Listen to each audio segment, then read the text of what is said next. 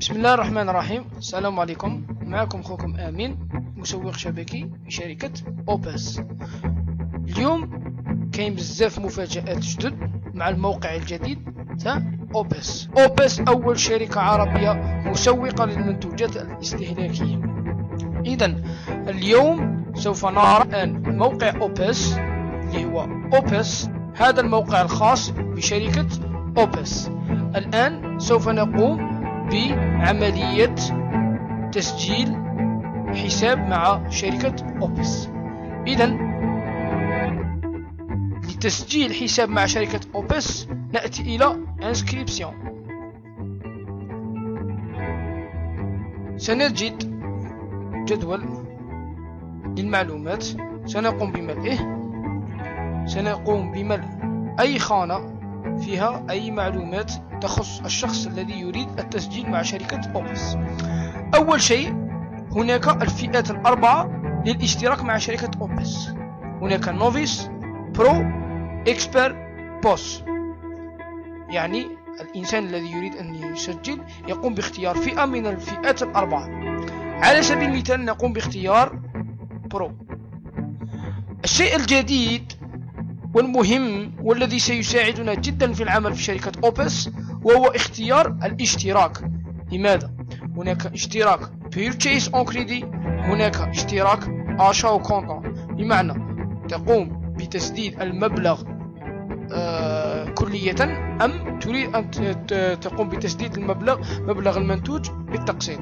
إذا أردت أن تقوم بالتقسيط تقوم ب Purchase on Credit، أما كاش يعني كل المبلغ يقوم ب Achat au Comptant. إذا نختار على سبيل المثال Purchase on Credit.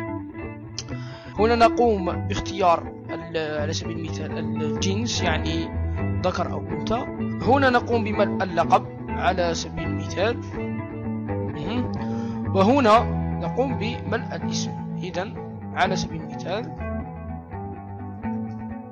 في CEN نقوم بملء الرقم الخاص ببطاقة التعريف أو جواز السفر أو رخصة السياقة، ومن الأفضل أن يكون رقم بطاقة التعريف الخاصة بالشخص الذي يريد التسجيل.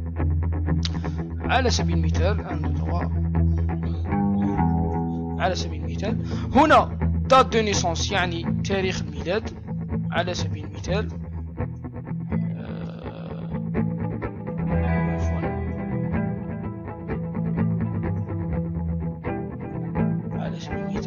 إذا هنا تأتي 3 خانات. Avez-vous un compte déjà? Inscrivez-vous à notre newsletter.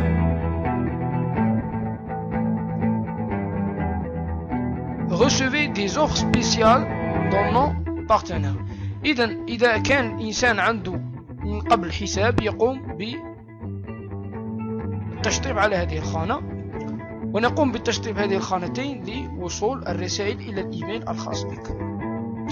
إذا هنا كوردوني، هنا أدريس بمعنى الحي الذي تقيم فيه. هنا الإيميل الخاص بك، يعني يكون الإيميل مفعل، لأن بعد التسجيل ستقوم شركة أوبس بإرسال رسالة لك في الإيميل الخاص، وذلك لتفعيلها. هنا فيل بمعنى المدينة التي تعيش فيها. هنا الرقم البريد المركزي للمدينة أو الولاية التي تقطن بها. التليفون يعني الهاتف التليفون، وهو مهم جدا أن يكون الرقم صحيحا، وذلك لوصول المنتوجات بسلام. الموبايل كذلك. البي يعني البلد الذي تقيم به. إذا الشيء الجديد أيضا ملاحظ في التسجيل في شركة أوبس وشيء رائع رائع رائع جدا، وهو السكسيسور بمعنى الوريث، بمعنى أي إنسان يقدر أن يرث الحساب الخاص بك. يعني على سبيل المثال تختار ريلاسيون، بمعنى ما هي صلتك به، هل والدين أم أخ أم أخت أم ابن أم ابنة أم زوج أم مرأة أو زوجة إلى غير ذلك. إذا هنا نقوم بملء الاسم واللقب للإنسان الوريث ورقم بطاقة التسجيل الخاصة به. هو بارامتر دو كونيكسيون، يعني هنا يوزر نيم يعني اسم المستخدم الذي تريد أن يكون اسم مستخدمك في شركة أوبس.